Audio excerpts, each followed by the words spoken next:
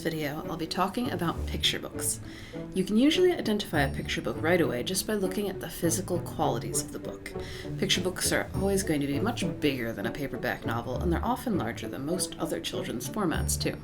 So they tend to be big, but they do come in a range of sizes of big. These are called trim sizes, a term that refers to the size and proportions of the closed book. The trim size on picture books is intentional. It's not just so that you can enjoy those big pretty pictures. Picture books are made for sharing. The large size is perfect for sitting next to someone or having a child in your lap, or reading to a large group where they can all see the pictures. Some picture books are even printed in extra large editions to make them even better for read-alouds, in classrooms and in libraries where lots of kids might be trying to see at once. Once you open a book, you can also identify picture books by their pictures, of course. It's right in the name. There are usually pictures on every spread, which is the term for the two pages facing each other when the book is open. Sometimes they're one big picture going all the way across, and sometimes it's two pictures or one picture in text, especially in older picture books.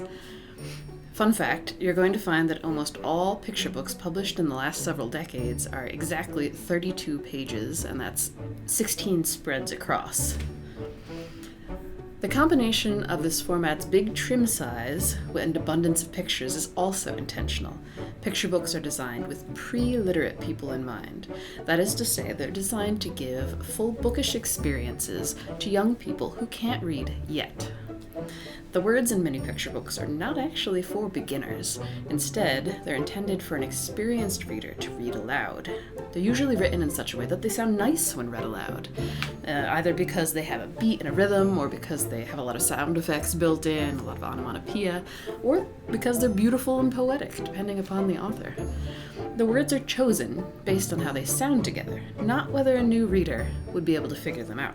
Formats like early readers and chapter books are more intended for new readers to be able to figure out the words, but picture books don't always have that in mind.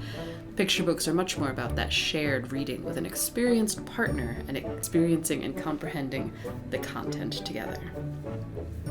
I say that pre-readers work with an experienced partner because the reading responsibility of a picture book is not all one-sided just because there's an experienced reader involved.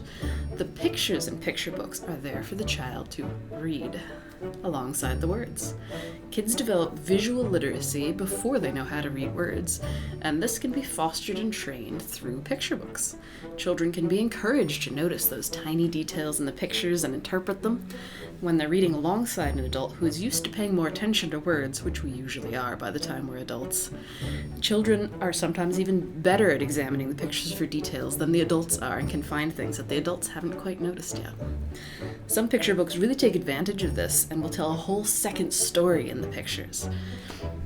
For instance, in the picture book called Sam and Dave Dig a Hole, the characters Sam and Dave start digging a hole because they want to find something extraordinary.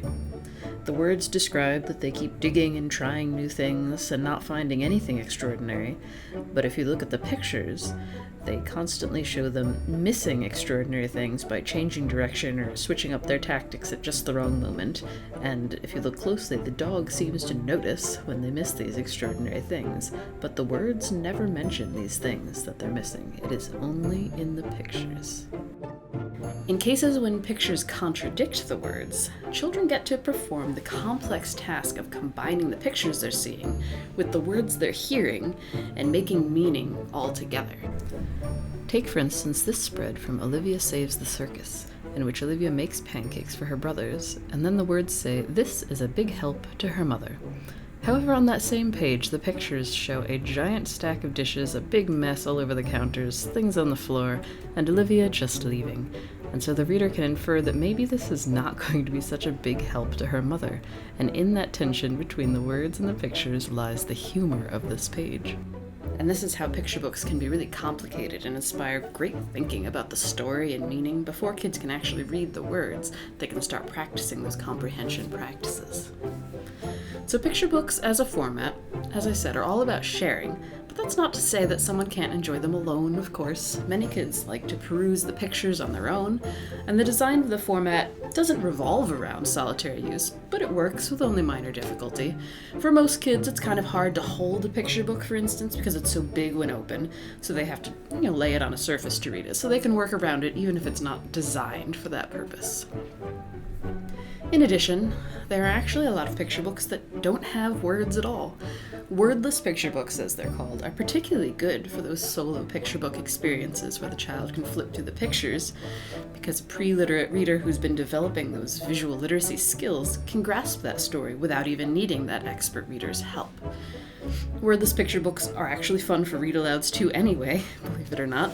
In those cases, an expert reader has no words to read, but they can ask the audience to describe what's happening in the pictures and interpret it.